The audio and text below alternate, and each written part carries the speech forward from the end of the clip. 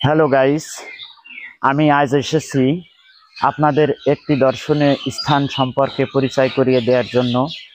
আমরা অনেক গল্প রূপকথা বইয়ে পড়ছি গাজী কালু চম্পাবতী সম্পর্কে। এই গাজী কালু চম্পাবতী আসলে কারা, কে, কেন এদের নাম আছে, এদের কিচ্ছা আছে, এদের কাহিনী আছে, এদের সঙ্গীত আছে, গাজীর গান আছে, সেটি আসলে কোথায়, এটা পরিচয় করিয়ে দেওয়ার জন্য আমি এসেছি। আমি এখানে ছোটবেলায় অনেকবার এসেছি, আবারও প্রায় 20 বছর পর এখানে আসলাম। এখানকার চেহারাটা আসলে অনেকটা পরিবর্তন হয়েছে। এই বিল্ডিং, গেট, এগুলো কিছুই ছিল না তখন, শুধু এই বটের গাছ ছিল। অনেক পুরাতন এই বটের গাছ, আমার থেকেও বয়সে অনেক অনেক অনেক বড়।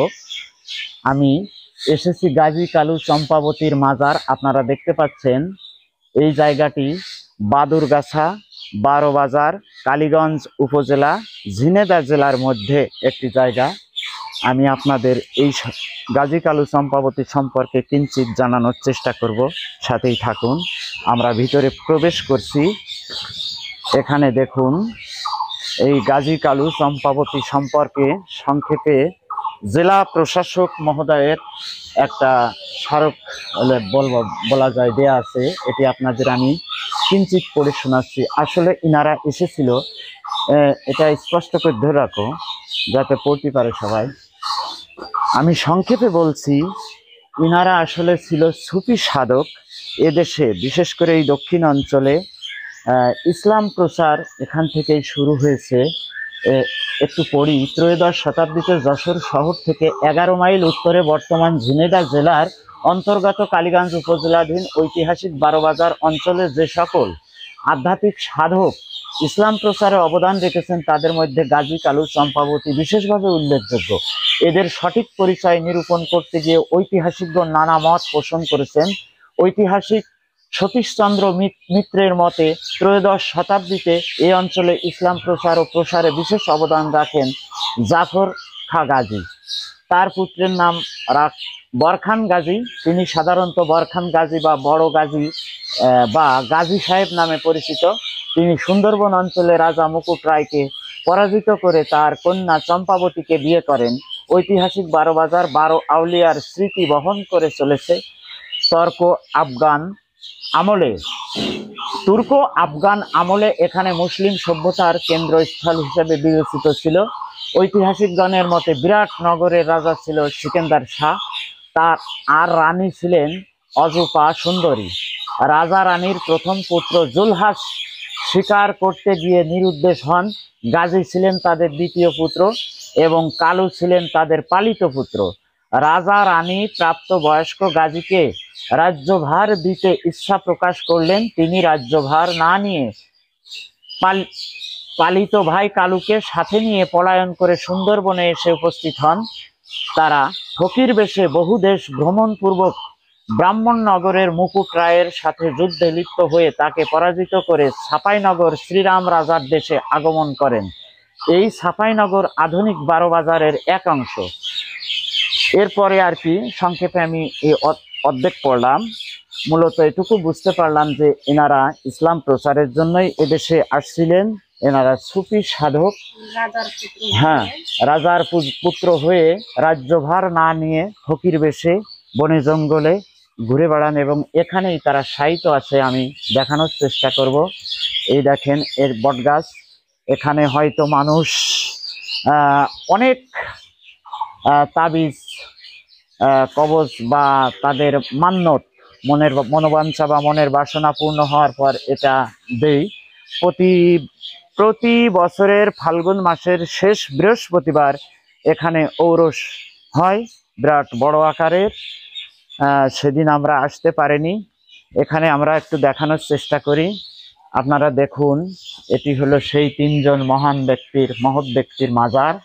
এখানে আছে, এপাশে নিয়ে এসো, থাকবে দেখাও। এপাশে আছে হজরত শাহ কালু,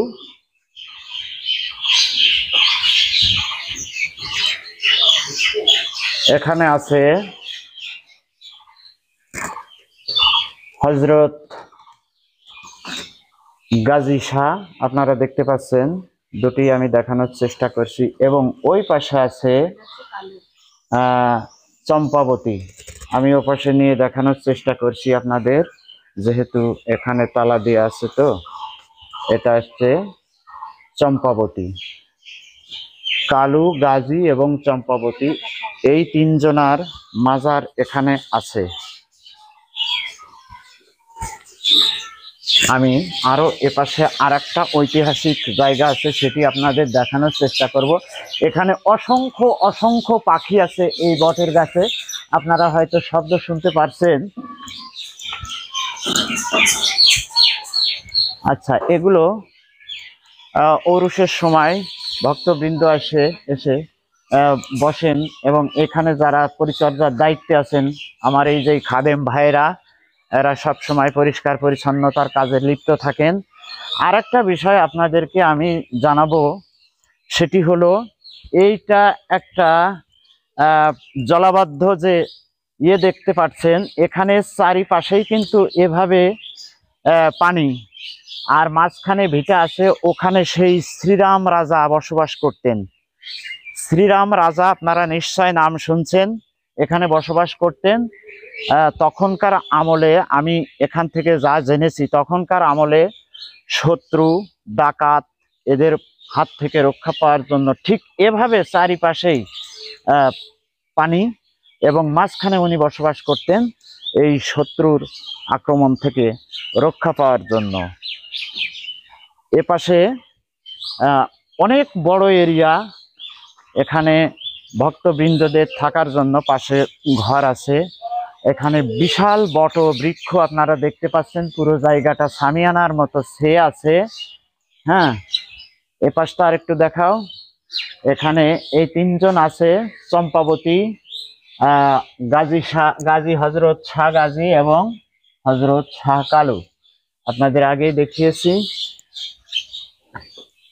এই পাশে আসো। জায়গাটি অনেক সুন্দর, অনেক পরিষ্কার পরিচ্ছন্ন এবং পবিত্র একটি জায়গা।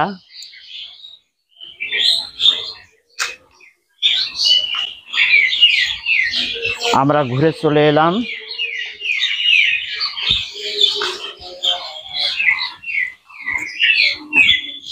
আমি আবার চেষ্টা করছি এই বটগাছটি দেখানোর জন্য। এখানে অসাধারণ পাশাপাশি কয়েকটি বট গাছ আছে। হ্যাঁ, এখানে দেখুন, এপাশে ভক্ত ঔরসের সময় বা এখানে পার্মানেন্ট যারা থাকেন তাদের থাকার জন্য এখানে রুম করা আছে। এপাশে দেখুন, পরিষ্কার পরিচ্ছন্ন যারা খাদেম আছে তারা সর্বদা এখানে পরিষ্কার পরিচ্ছন্নতার কাজে লিপ্ত আছেন। আপনি এদিকে আসেন, এক মিনিট। ধরো, এদিক ধরো। আপনি এই যে এখানে কতদিন যাবত আছেন? এদিক ফিরে বলেন একটু। এই যে ভিডিও চলছে তো, আসেন আসেন আসেন।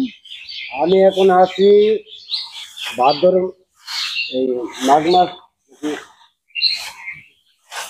এই দিক টাকাই বলেন। মাসের 5 দিন থাকতে আইছি। আচ্ছা, এই মাসের 5 দিন থাকতে? মাঘ মাসের 5 তারিখে আইছি। আচ্ছা, আর এই মাস শেষ করে ফেললাম, 30 ভাদ্র। হ্যাঁ, একবার করেছি, একবার অনুষ্ঠান হয়েছে, আর একবার ফের আইছি। আচ্ছা, আজকে প্রায় 15 দিন হয়ে গেল। আচ্ছা আচ্ছা আচ্ছা, 15-20 দিন হয়ে গেছে। এই গাছের গোড়াতে কি সন্ধ্যার পরে কোনো গানের বা ইয়া এরকম কিছু হয় নাকি? হ্যাঁ, এখানে সবাই বসে, এখানে গান বাজনা করা হয়। আমরা সময়তে আবার এই যে ঝাড়ু টাড়ু দিয়ে পরিষ্কার করি। হ্যাঁ হ্যাঁ হ্যাঁ হ্যাঁ হ্যাঁ। একজন আসলে হয়তো করে বসার জন্য চিন্তা। আচ্ছা, এই গাজী, কালু, চম্পাবতী এদের সম্পর্কে কিছু জানেন আপনি? এটা ওই যে ওনারা সব ঘুমাই আছে। ওনারা তো ঘুমায়নি, ওনারা যখন এখানে আইছে তখন তার আমরা হইনি। আচ্ছা, না, এদের সম্পর্কে কোনো গল্প বা কোনো কিছু বা কোনো বিশ্বাস আপনার মনে স্থাপন হয়েছে কিনা? এখন আছে, এই আমরা দেখছি। পীর, অলি, আউলিয়া, গাউস, কুতুব এরা মরে না, এরা সর্বদা জিন্দা। ঘুমাই আছে কি আমার পেশ পেশি। হ্যাঁ হ্যাঁ হ্যাঁ, তাদের সেবায় আপনারা। এটা আমার কোনো জানা নেই। না না না, আমার পিছিয়ে থাকতে পারে। পিছে তো তাহলে আমরা যে ওই দূর দূরান্ত থেকে গাজীর গান শুনি, অমক শুনি, তার মূল কেন্দ্রবিন্দু এখান, সব মূল খেতে নেই এখানে। মূল এখানে। ওকে, এই আশা করি গাইস আপনারা কারণে আমরা হচ্ছে সেবায় নিয়োজিত আছেন। যেখানেই থাকি সেবাই নিয়োজিত, অনুষ্ঠান হোক আর যাই হোক আমরা এইখানে গান বাজনা করলেও এর ভিতরেই করা হয়। আশা করি আপনারা বুঝতে পারছেন এখানে যারা দীর্ঘদিন ধরে খাদেম অর্থাৎ এই যে এই পরিচর্যার কাজ করছে তাদের কথা শুনলেন। এই যে আমরা যে পুঁথি, আমরা যে গাজীর গান, আমরা যে কিচ্ছা কাহিনী শুনি, সেই গাজী কালু চম্পাবতীর মূল কেন্দ্রবিন্দু। আমি আবারও জায়গাটির নাম বলছি, 12 বাজার, বাদুরগাছা, কালীগঞ্জ থানা, ঝিনাইদহ জেলার মধ্যে। জায়গাটি অনেক সুন্দর, অসাধারণ লাগবে আপনাদের কাছে আশা করি। আমি হ্যাঁ হ্যাঁ আর এখানেই আমার মামা বাড়ি। আমি যেহেতু বলছি যে অনেক ছোটবেলায় আমি এখানে অনেকবার অর্থাৎ দিনের পর দিন কাটিয়েছি। এই পাশেই আমার মামা বাড়ি, সেই হিসেবে মামা বাড়ি বেড়াতে আসলে এখানেই থাকতাম। এখানেই আর একটা মজার বিষয় হলো আমি বাম হাত দিয়ে হারমোনিয়াম বাজাই। আপনারা জানেন কেন বাজাই, এর পিছনে অনেক বড় একটা ইতিহাস আছে। আমি দীর্ঘ 20 বছর বেঞ্জু বাজিয়েছি এবং আমার সর্বশেষ বেঞ্জুটা এখনো এই রুমের মধ্যে আছে, কিন্তু আমি দেখছিলাম বেঞ্জুটায় তালা লাগানো আছে। আমার মামা ওই বাজারে না কোথায় গেছে বলছে, না হলে আমি আপনাদের বেঞ্জুটা দেখাতাম, যে বেঞ্জুটা আমার হাতের বেঞ্জুটা। তবু আমি তালা দেওয়া অবস্থায় আপনাদের একটু দেখানোর চেষ্টা করছি। এই বেঞ্জুটা আমি দীর্ঘ 20 বছর বাজিয়েছি। তারপর থেকে আমি হারমোনিয়াম বাজাই এবং হারমোনিয়ামটা বাম হাত দিয়ে বাজিয়ে আসছি। দেখো দেখো, এই হলো আমার সেই বেঞ্জু। এখানে তালা লাগানো আছে, না হলে আমি এখন একটু বাজিয়ে আপনাদের দেখাতাম। সর্বপ্রথম আমি এই বেঞ্জুটি শিখেছি এবং এখান থেকে আমি যখন কলেজে যশোর পড়তে যাই, অনার্স পড়তে যাই, তখন আমার মামা এটি আমার কাছ থেকে রেখে দিয়েছিল। মামা এখনো বাজায়, প্রতি সন্ধ্যায় যখন সময় পাই এখানে এসে বাজিয়ে। কিন্তু এখানে তালা মারা, না হলে খুলে আমি একটু বাজিয়ে আপনাদের শোনাতাম। এটা আমার হাতের বেঞ্জু, আমার মামার কাছে আছে। এই কালু গাজীর দরবারে বা মাজারে এখানেই আছে। ওকে, ধন্যবাদ আপনাদেরকে।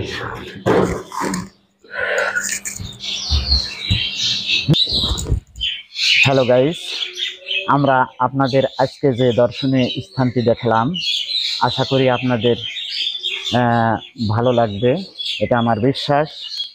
আমাদের পক্ষ থেকে আপনাদেরকে অসংখ্য অসংখ্য ধন্যবাদ। জয় হোক বিশ্ব মানবতার।